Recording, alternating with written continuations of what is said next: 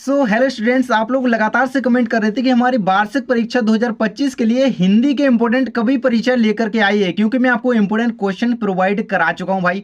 देखो, व्याकरण का वीडियो भी आपको जाकर के देख लेना, आपको प्लेलिस्ट के सेक्शन में वीडियो मिल जाएगा भाई। इंपोर्टेंट एमसीक्यूज वगैरह सारे सब्जेक्ट ही मैं तैयारी करवा चुका हूँ, है ना। तो जाकर के वीडियो देखो एंड तैयारी करो, क्योंकि टाइम अब नहीं बचाए। देखो, वो कहते ना कि रख हौसला वो मंजर भी आएगा, रख हौसला वो मंजर भी आएगा। और इस वीडियो को कंप्लीट देख लेना मित्र, इस वीडियो से तू अपने कवि परिचय के 3 नंबर कंप्लीट करके ही जाएगा, इस बात की मैं गारंटी आपको देता हूं। एंड ये वीडियो आपके लिए बिल्कुल हेल्पफुल रहेगा एंड 3 नंबर के आपके कवि परिचय इस वीडियो से कंप्लीट हो जाएंगे। एंड इससे बाहर गया ना, देखो टॉप 4 कवि परिचय बता रहा हूं, इससे बाहर नहीं जाना है तो इस वीडियो को देख लेना, थोड़ा एक्सप्लेन करते हुए चलूंगा। एंड देखो, लेखक परिचय का वीडियो भी मिल जाएगा, जाकर के देख लेना प्लेलिस्ट के सेक्शन में, ठीक है। देखो, सबसे ज्यादा इंपोर्टेंट है कबीर दास का कवि परिचय भाई, बहुत ही ज्यादा इंपोर्टेंट है। 3-3 नंबर में बहुत छप के आया, हर साल आता है। एंड देखो, कबीर का काव्य परिचय निम्न बिंदुओं के आधार पर लिखिए। देखो, जरूरी नहीं है कि ऐसा आए, क्योंकि अब एमपी बोर्ड एनसीईआरटी बेस पर सीबीएसई पैटर्न पर जा रहा है एंड नए नए टाइप से क्वेश्चन दे रहा है ना।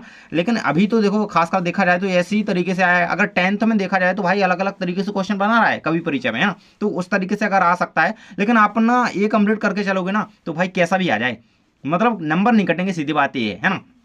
फिर तो लिख के आते हो जैसा पूछा जाता है। तो देखो, सबसे पहले मेन जो होता है कि 2 रचनाएं आपसे पूछी जाती हैं। तो देखो, जिसकी भी कबीर की मतलब जिसके भी मतलब जो कोई भी कवि हो गए, मीराबाई हो गई, है ना, भवानी प्रसाद मिश्र हो गए, उनकी रचनाएं पूछी भाई। रचनाएं याद रखो, मेनली रचनाएं 3 कोई याद रखो।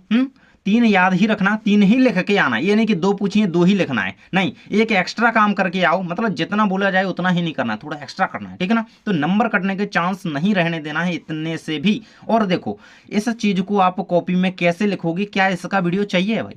क्या इसका वीडियो चाहिए कि आप कवि परिचय कैसे कॉपी में लिखें? बिल्कुल हैंड रिटन में खुद बताऊंगा भाई किस तरीके से लिखा जाता है। एंड वो टॉपर कैसे लिखता है जो कि भाई टॉप करता है। क्योंकि देखो भाई, आप लोग सोचोगे 11th को सीरियस नहीं लेते हैं, लेकिन यार यहीं से आपकी नींव में अच्छी तरीके से पत्थर भरे जा रहे हैं, जो कि 12th में उभरेंगे, दिखेगा भाई मकान, है ना। देखो, तो इनकी 2 रचनाएं देख लेते हैं। देखो, बीजक इनकी कह लें कि मेन इनका जो है मेन कह लें इनकी ग्रंथ है एक तरीके से, है ना। और इसके अंदर अंतर्गत इनकी 3 रचना है प्रमुख। साखी शबद रमणी, ये इनकी प्रमुख 3 रचना है। और आपको 2 रचनाएं भावपक्ष, कलापक्ष और साहित्य में स्थान, ये 3 पॉइंट दिए जाते हैं इनके आधार पर अंतर, जो कहें कि आपको परिचय लिखना होता है, ठीक है। अब भावपक्ष में मेनली लिखना क्या होता है भाई, तो इनकी क्या भावनाएं रही, क्या भाव इन्होंने व्यक्त किए, समाज के प्रति हो सकता है, या फिर अध्यात्म के प्रति हो सकता है, या फिर कहें कि कोई भी, देखो कोई भी पहलू है ना, उसके प्रति हो सकता है। तो देखो, कबीर ने अपने काव्य में धर्म, राजनीति, रीति नीति, समाज सुधार, अध्यात्म, सॉरी राजनीति नहीं है ना, रीति नीति है ना,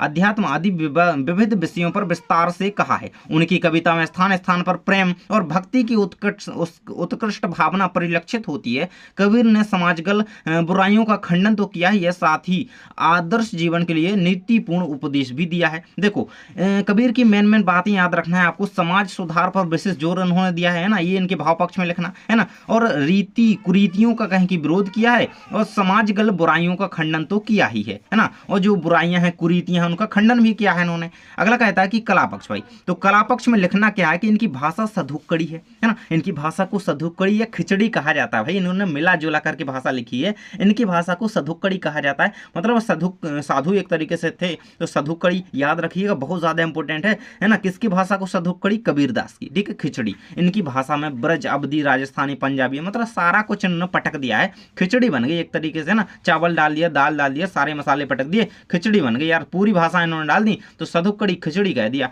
है ना। ये सारा कुछ यहाँ पे ये शब्द उन्होंने यूज किए। उपमा, रूपक, अलंकार, है ना। कला पक्ष में क्या लिखना होता है? देखो, भाव पक्ष में तो हम जैसे ये सारी चीज देख चुके हैं, ये है ना। अब कला पक्ष में लिखना होता है, जैसे आप देखो कौन सी इन्होंने शैली वगैरह का यूज किया गया है ना, रस छंद कौन से इनके में यूज हुए हैं, अलंकारों की बात कर सकते हैं ना। तो ये देखो, ये सारे कहें कि इनके में यूज हुए हैं, तो ये लिख दीजिएगा, है ना। अगर छंद की बात आए तो दोहा छंद का लिख सकते हैं कि दोहे छंद का कबीर ने बहुत ही उपयोग किया है, प्रयोग हुआ है इनके काव्य में, है ना। चलिए, अगला आ जाता है यहाँ पे साहित्य में स्थान। भाई ये सबसे ज्यादा इंपॉर्टेंट बात हो जाती है। देखो, कबीर समाज सुधारक एवं, देखो ये तो है इनके हर एक क्वेश्चन में आपको देखने को मिल जाएगा। कबीर क्या है? समाज सुधारक एवं युग निर्माता के रूप में सदैव स्मरण किए जाएंगे। और ये देखो, निर्गुण धारा के श्रेष्ठ कवि हैं, प्रमुख कवि है ना, कह लो एक तरीके से। चलिए, नेक्स्ट आपको कौन सा परिचय करना है भाई? मीराबाई का। देखो, वीडियो को मत छोड़ देना कि मुझे तो याद है, और याद है तो भाई रिवीजन कर लो यार, है ना। कब करोगे, क्यों पेपर के बाद करोगे क्या, अभी करो, है ना। देखो तो मीरा का काव्य परिचय निम्न बिंदुओं के आधार पर लिखना है, तो दो रचनाएं भाव पक्ष, कला पक्ष और साहित्य में स्तंभ, वही क्वेश्चन है। आगे देख लेते हैं दो रचनाएं इनकी कौन कौन सी हैं। गीत गोविंद का टीका, राग गोविंद और राग सोरठा के पद, ये मीराबाई की रचनाएं, और मीराबाई लिखती हैं भाव पक्ष में। भाई उन्होंने क्या कहा है भाई, तो उनकी रचनाएं किससे रिलेटेड हैं, तो भाई कृष्ण भक्ति में उन्होंने कहीं की रचनाएं की हैं, भक्ति भावना रही है ना। मीरा के पदों के वाचन और गायन से संकेत मिलता है कि मीरा की भक्ति भावना अंतःकरण से स्फूर्त है। उन्होंने मुक्त भाव से, देखो ज़्यादा अगर आप लोग शब्दों को कठिन नहीं बनाना चाहते तो बढ़िया से सरल शब्दों का यूज़ करो। एंड देखो मैं आपको एक वीडियो जल्दी ही ला रहा हूँ जिसमें आपको लिख करके बताऊंगा कि कैसे आप पेपर में लिखेंगे ना। और कला पक्ष में आपको लिखना है कि मीरा के अधिकांश पद राजस्थानी भाषा में, देखो कला पक्ष में मेनली भाषा का जो है लिखा जाता है कि भाषा कौन सी यूज है ना, और रस छंद अलंकार वगैरह जो हो गए ना, मात्रक छंदों का ही प्रयोग हुआ है ना, और ब्रज भाषा गुजराती इनसे भी उन्होंने शब्दों का यूज किया है, इस तरीके से लिख देना। अगला आ जाता है आपका भवानी प्रसाद मिश्र का काव्यगत परिचय निम्न बिंदुओं के आधार पर लिखिए, तो भाई वही मेन चीज है। एंड इनकी दो रचनाएं याद रखना, गीत फरोश और मानस सरोवर भवानी प्रसाद मिश्र की रचनाएं हैं। एंड देखो इनके चैप्टर से भाई क्वेश्चन आता ही आता है ना, तो इनके चैप्टर के क्वेश्चन मैं करवा के चुका हूं, मैंने सारे चैप्टर्स के करवा चुका हूं, जाकर के वीडियोस देख लेना। देखो एमसीक्यूज के भी सेपरेट वीडियो डले हुए हैं, जाकर के देखो यार, तैयारी करो एग्जाम से पहले, वही देखना चाहिए।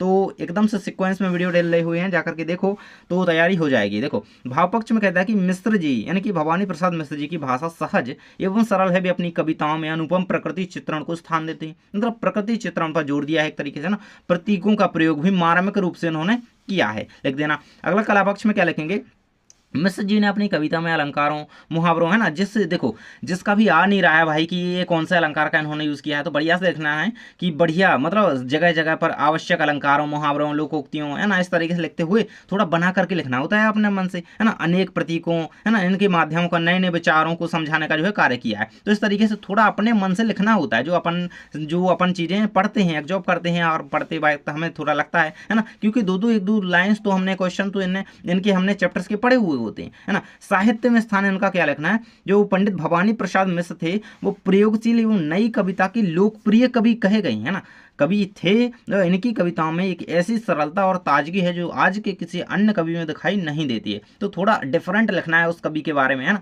तो इस तरीके से लिखते हुए कंप्लीट करेंगे, है ना। उनकी भाषा शैली का प्रयोग मतलब सहज सरल भाषा शैली का यूज किया है, इस तरीके से सबका ही लिखना होता है, मेनली तो कहें, है ना। चलिए अगला आपको करना है एंड लास्ट कवि परिचय है ना, तो इसको कंप्लीट करके ही जाना। त्रिलोचन बहुत ज्यादा, देखो इन चार में से ना आपका बाहर नहीं जाएगा, इस बात की गारंटी मेरी है, इनको कंप्लीट करके जाओ। और लेखक परिचय का वीडियो भाई देख लेना, क्योंकि वहां से 3 नंबर नहीं कटाने अपन को, है ना, ये तो करना ही है, वो भी 3 नंबर अपन को चाहिए, और सारे नंबर चाहिए तो वीडियो पूरे देखने पड़ेंगे, क्योंकि यार मैंने सारा कुछ कंप्लीट करवा दिया है। देखो त्रिलोचन दो रचनाएं, भाव पक्ष कला पक्ष साहित्य में स्थान, है ना, यही पूछा जाएगा। तो त्रिलोचन की दो रचनाएं धरती दिगंत और गुलाब और बुलबुल, है ना। गेहूं और गुलाब किसकी रचना है, जिसको भी पता हो प्लीज कमेंट बॉक्स में बताइएगा। गेहूं और गुलाब, है ना, गुलाब और बुलबुल है, ये त्रिलोचन की है, लेकिन गेहूं और गुलाब की मैं बात कर रहा हूँ, है ना। तो चलिए इनका भाव पक्ष क्या लिखेंगे, सहत अनुभूति को सरल अभिव्यक्ति प्रदान करने में कुशल त्रिलोचन के विषय अपने आसपास से ही लिए गए हैं। लोक जीवन में उनका मन खूब रमा हुआ है, इसलिए जन जीवन की जितनी सहज स्वाभाविक प्रस्तुति आपके काव्य में हुई है उतनी अन्यत्र दुर्लभ है। देखो मतलब जनजीवन से जुड़े हुए ये आदमी हैं, है ना, मतलब कवि हैं जनजीवन से जुड़े हुए, तो इन्होंने जनजीवन से लोक जीवन से जुड़ी हुई रचनाओं का वर्णन किया है ना, तो इस तरीके से आप लिखिएगा। कला पक्ष में लिखना भाई चमत्कार बनावटीपन तथा द्रुतता, है ना, द्रुपता में मूक त्रिलोचन के काव्य का जो है कला पक्ष अत्यंत सरल सुस्पष्ट और प्रभावी है। देखो थोड़े डिफरेंट शब्दों का यूज करते हुए वही चीज लिखनी होती है यार सबके में, ठीक है ना, इतना याद रखो, बस थोड़ा अलग लिखना है एंड ऐसा लिखना है यार कि जो हाँ बैठ रहा हो बात में, है ना। देखो उन्होंने व्यवहारिक भाषा को महत्व दिया है, वे अलंकारों का सरल प्रयोग करते हैं और प्रतीकों और बिंब भी उन्होंने लोक जीवन से ही लिए हैं, है ना। अगला यहाँ पे साहित्य में स्थान इनका लिखना है कि आधुनिक काल के वरिष्ठ कवियों में प्रतिष्ठित त्रिलोचन का जीवन लोक जीवन, मतलब देखो हमारे आधुनिक काल में हिंदी साहित्य में कह लो कि इनका प्रतिष्ठित स्थान है, इस तरीके से लिखता हुआ सबका कंप्लीट करना होता है, लेकिन थोड़ा इनके बारे में लिखना, है ना, विशेषकर, है ना, ऐसे तो सबके बारे में आप लिखते हैं कि विशेष स्थान है, लेकिन थोड़ा इनके बारे में लिखा करो, है ना। तो वीडियो को लाइक कर देना और शेयर कर देना अपने परम मित्र के साथ, और सब्सक्राइब तो आपने कर ही लिया होगा, क्योंकि भाई आपको तैयारी करनी है अपनी जीत की एंड हमें तैयारी करवानी है, तो आपको जुड़ना पड़ेगा। और हर जगह जुड़ने के लिए कमेंट बॉक्स में आप लोग यहाँ पे देखो क्या करेंगे, हर जगह जुड़ने के लिए आपको डिस्क्रिप्शन में लिंक दी गई है, वहाँ पे जाकर के क्लिक करेंगे, जुड़ जाइए। और टेलीग्राम पर जरूर से चले जाना, क्योंकि टेलीग्राम पे आपको कई बार में कुछ इंपॉर्टेंट नोट्स PDF वगैरह है ना, और एग्जाम के पहले बहुत कुछ हेल्प हो जाती है, तो जाकर के टेलीग्राम ज्वाइन करो। एंड मैं आपसे कहना चाहूँगी कि अगर वीडियो अच्छी लगी हो तो कमेंट बॉक्स में जरा सा कॉम्प्लीमेंट दीजिएगा। थैंक्स फॉर वॉचिंग, मिलते हैं नेक्स्ट वीडियो में।